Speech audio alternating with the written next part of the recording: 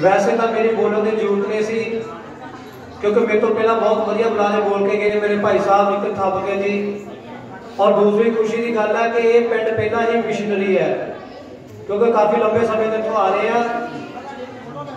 फिर भी 2 मिनट मैं अपनी गल विचार साझे करांगा।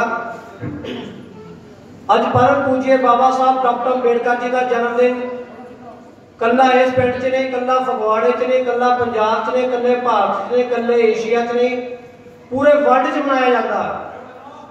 जिदा मेरे भाई साहब दस के गए कि बाबा साहब जिथे गए नहीं उत्थे बाबा साहब का जन्मदिन मनाया जा रहा, क्योंकि बाबा साहब डॉक्टर अंबेडकर असी किसी शरीर की पूजा नहीं करनी, असी विचारों की पूजा करनी है। वो विचार भगवान बुद्ध तो लैके सतगुरु रविदास महाराज, कबीर महाराज, गुरु नानक देव महाराज, गुरु गोबिंद सिंह जी महाराज, राष्ट्रपिता ज्योतिराव फूले, शाहू जी महाराज और कांशी राम और बाबा साहब का तुसीं जन्मदिन मनाई रहे हैं।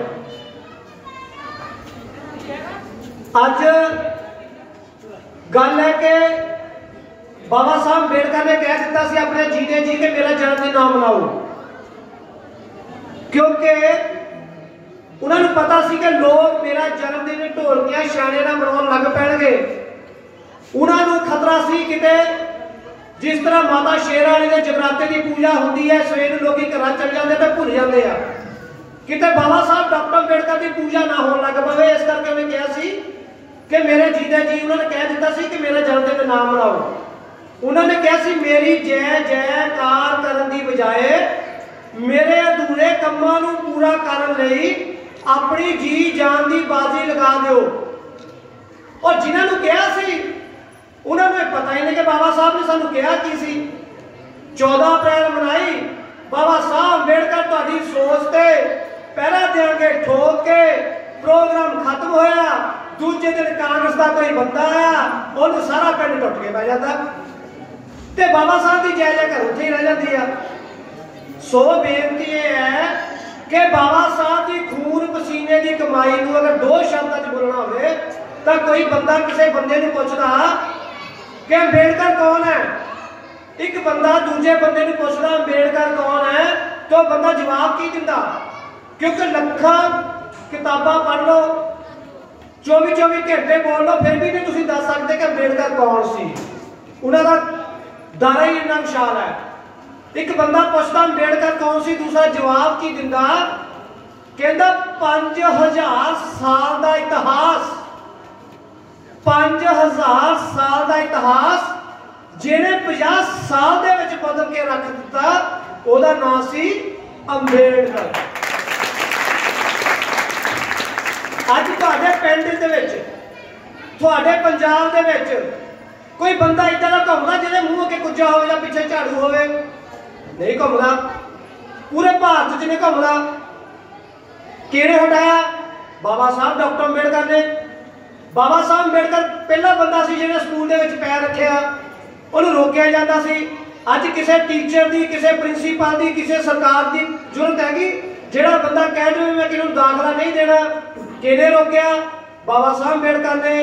बाबा साहब अंबेडकर ने स्कूल तो जान तो रोकिया सी। अज तुहानू स्कूल आउण दे एडमिशनां फ्री, फीसां फ्री, उल्टो सरकार तुहानू वजीफा दिंदी है, कॉलेज चल जाओ तो स्कॉलरशिपां मिलदियां। तो बेनीफिट सिर्फ सानू किहने दित्ता है? बाबा साहब अंबेडकर ने। सो 3 तरह के बंदे होंदे आ, एक पुत्र, एक सपुत्र ते एक कपुत्र। पुत्र वो होंदे आ मेरा डैडी मैनू घर दे के गया सी, मैं घर संभाल के रखा, कोई वाधा नहीं किया, कोई घाटा नहीं किया।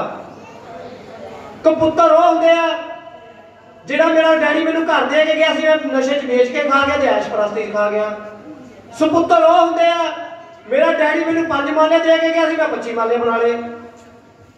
हुण देखना है कि बाबा साहब अंबेडकर की विरासत दे विच असीं पुत्रां दा रोल अदा कीता, कपुत्रां दा रोल अदा कीता या सपुत्रां वाला रोल अदा कीता? मैं किसी को कोई इल्जाम नहीं दवांगा, ये अपने आप दे विच एक पैमाना अपने आप को नापण दा कि मैं कित्थे खड़ा, कपुत्रां च खड़ा, बाबा साहब के हिस्से लेंदा योगदान की मूवमेंट दे विच ਜਾਂ ਸਪੁੱਤਰਾਂ 'ਚ ਖੜਾ कि बाबा साहब के विचारों का प्रसार ते प्रचार मैं करदा।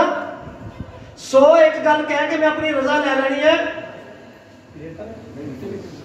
मैं हर स्टेज तो एक गल कहना होंदा, ज्यादा घोटे लगा होंदा साडा। बाबा साहब अंबेडकर की आ गल जिन्हें समझ आ गई तो सारी समझ आ गई। एक अंग्रेज बाबा साहब अंबेडकर नूं कहंदा कि बंदा मार सकदा है, ओहदे विचार नहीं मार सकते। ते दूसरा कि बाबा साहब कहते नहीं तू गलत है कि बंदा भी मार सकता है, ओहदे विचार भी मार सकते हैं। बाबा साहब अंबेडकर की बहस हो गई तो गुलाबगढ़ पिंड इकट्ठा हो गया। तो गुलाबगढ़ के पिंड के बंदियां ने कहा जे बंदा मार सकता ओहदे विचार भी मार सकते अंबेडकर साहब, फिर तुसी दसो सच की है। तो बाबा साहब अंबेडकर कहने लगे सुनो, कहते दुनिया का जिड्डा मर्जी महान व्यक्ति होवे, ਉਹਦੇ ਵਿਚਾਰ ਜਿੰਨੇ ਮਰਜ਼ੀ ਚੰਗੇ ਹੋਣ, ਜੇ ਉਹਦੇ ਵਿਚਾਰਾਂ ਨੂੰ ਤੁਸੀਂ ਪ੍ਰਚਾਰ ਤੇ ਪ੍ਰਸਾਰ ਨਹੀਂ ਕੀਤਾ ਔਰ ਗੁਰੂ ਗ੍ਰੰਥ ਸਾਹਿਬ ਨੂੰ ਮੱਥਾ ਟੇਕ ਕੇ ਇੱਕ ਪਾਸੇ ਰੱਖਤਾ ਤੇ ਅਮਲ ਨਹੀਂ ਕੀਤਾ ਤਾਂ ਉਹਦਾ ਕੋਈ ਫਾਇਦਾ ਨਹੀਂ। ਜਿਹਦੇ ਵਿਚਾਰਾਂ ਦਾ ਪ੍ਰਸਾਰ ਤੇ ਪ੍ਰਚਾਰ ਕਰਨੇ ਵਾਲੇ ਹੋਣ ਉਹ ਬੰਦਾ ਜਿੰਦਾ ਰਹਿੰਦਾ। ਅੱਜ ਤੁਹਾਨੂੰ ਕੋਈ ਸ਼ਹਿਰ ਦੇ ਵਿੱਚੋਂ ਕਟਹਿਰਾ ਚੌਂਕ ਤੋਂ ਕਹਿਣ ਆਉਂਦਾ ਬ੍ਰਾਹਮਣ कि दिवाली आ गई, तुसी अपने घर ते दीवे लाओ, हथ खड़ा करो, किसी के घर पे ब्राह्मण आके कह गया हो दिवाली आई दीवे लाओ, तुसी लाउंदे हो। कोई कहण आउंदा कि बाबे गड्डी दी ग्राउंड दे विच जां सब्जी मंडी दे विच दशहरा तुसी आओ, तुसी अपने बच्चे लैके जांदे हो। कोई कहण आउंदा नराते आ गए, कोई कहण आउंदा पैंट च आ गई है, क्योंकि उन्हां दे विचारां दे प्रसार ते प्रचार करने वाले असीं आप ही हां। ਤੇ ਜਦੋਂ ਬਾਬਾ ਸਾਹਿਬ ਅੰਬੇਡਕਰ ਦੀ ਗੱਲ ਆਉਂਦੀ ਹੈ ਤਾਂ ਸਾਨੂੰ ਨੀਂਦ ਆਉਣ ਲੱਗ ਪੈਂਦੀ ਹੈ। ਤੇ ਜਦੋਂ ਜਗਰਾਤਾ ਹੁੰਦਾ ਤੜਕੇ 4 ਵਜੇ ਤੱਕ ਡਰਦੇ ਮਾਰੇ ਬੈਠੇ ਰਹਿੰਦੇ ਆ, ਕਿਉਂਕਿ ਉਹਨਾਂ ਦੇ ਵਿਚਾਰਾਂ ਦਾ ਪ੍ਰਸਾਰ ਤੇ ਪ੍ਰਚਾਰ ਕਰਨੇ ਵਾਲੇ ਹੈਗੇ ਆ। ਤੇ ਬਾਬਾ ਸਾਹਿਬ ਡਾਕਟਰ ਅੰਬੇਡਕਰ ਦੇ ਵਿਚਾਰਾਂ ਦਾ ਪ੍ਰਸਾਰ ਤੇ ਪ੍ਰਚਾਰ ਕਰਨੇ ਵਾਲੇ ਨਾ ਮਾਤਰ ਹੈ। ਜਿਹੜੇ ਦੁਸ਼ਮਣ ਨੂੰ ਅਸੀਂ ਪਾਣੀ ਪੀ ਪੀ ਕੇ ਗਾਲਾਂ ਕੱਢਦੇ ਨਾ ਬ੍ਰਾਹਮਣ ਨੂੰ, ਮਨੂਵਾਦੀਆਂ ਨੂੰ, ਉਹ ਬੜੇ ਜ਼ਿੰਮੇਦਾਰ ਤੇ ਈਮਾਨਦਾਰ ਲੋਕ ਹੈ। ਅਸੀਂ ਸਿਰਫ ਸਾਲ 'ਚ ਵਾਰ ਬਾਬਾ ਸਾਹਿਬ ਅੰਬੇਡਕਰ ਜੀ ਤੁਹਾਡੀ ਸੋਚ ਤੇ ਪਹਿਰਾ ਦੇਾਂਗੇ, ਬਾਕੀ 364 ਦਿਨ ਉਹੀ ਕੰਮ ਕਰਨੇ ਜਿਹੜੇ ਡਾਕਟਰ ਅੰਬੇਡਕਰ ਨੇ ਮਨਾ ਕੀਤਾ। ਇੱਕ ਦਿਨ ਬਾਬਾ ਸਾਹਿਬ ਅੰਬੇਡਕਰ ਦੀ ਫੋਟੋ ਰੱਖ ਲੈਣੀ, ਕਹਿੰਦੇ ਅਸੀਂ ਅੰਬੇਡਕਰ ਹੀ ਹਾਂ। ਸੋ ਤਿੰਨ ਪੈਮਾਨੇ ਪੁੱਤਰ, ਸਪੁੱਤਰ ਤੇ ਕਪੁੱਤਰ, ਇਸੇ ਗੱਲਾਂ ਨੂੰ ਧਿਆਨ 'ਚ ਰੱਖਦੇ ਹੋਏ ਜ਼ਿੰਦਗੀ ਨਿਰਵਾਹ ਕਰੋ। जिथे असीं होर धार्मिक ग्रंथों को पहल दिंदे आ, उत्थे अपने घरां 'च बाबा साहब अंबेडकर की फोटो के नाल उन्हां दी एक बुक लियाओ, अपने बच्चे को रोज 2 पेज पढ़ाओ, तो दिन दूर नहीं कि गुलाबगढ़ के कल्ले कल्ले घर दे विच एक अंबेडकर ते एक कांशी राम पैदा हो तो दुनिया नहीं रोक सकती। सारा फगवाड़ा गुलाबगढ़ वाला गर्दन चक के देखेगा कि उत्थों की मैसेज लगता बाबा साहब अंबेडकर की मूवमेंट च। आस है कि इदा ही होगी। और दूसरी मेरी बेनती यह है,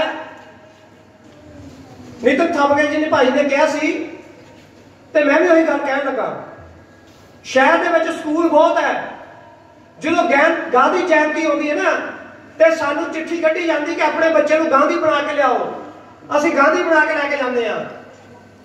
फिर नेहरू की जयंती आती, नेहरू बना के जाते हैं। फिर रामनवमी आ जाती, तुसीं राम बना के जाते हैं।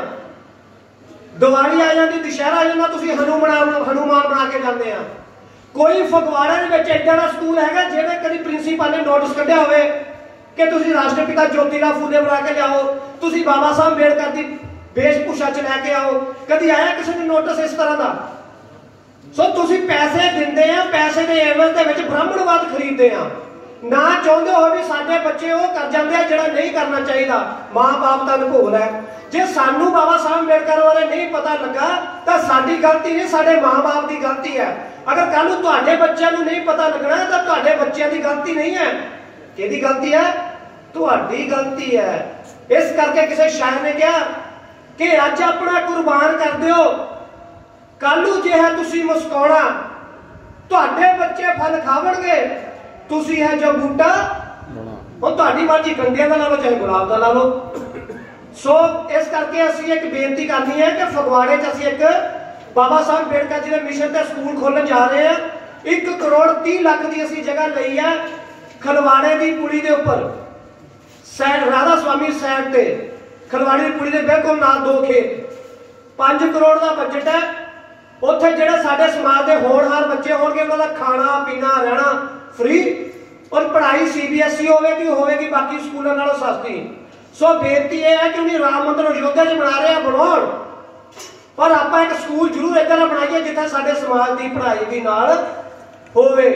सो बेनती है कि जे सानू सहयोग की जरूरत पई आस करते हैं किसी तनो मनो धनो होर बहुत जगह ते सेवा कर जाती है, इत्थे भी जरूर करांगे। जय भीम जय भारत।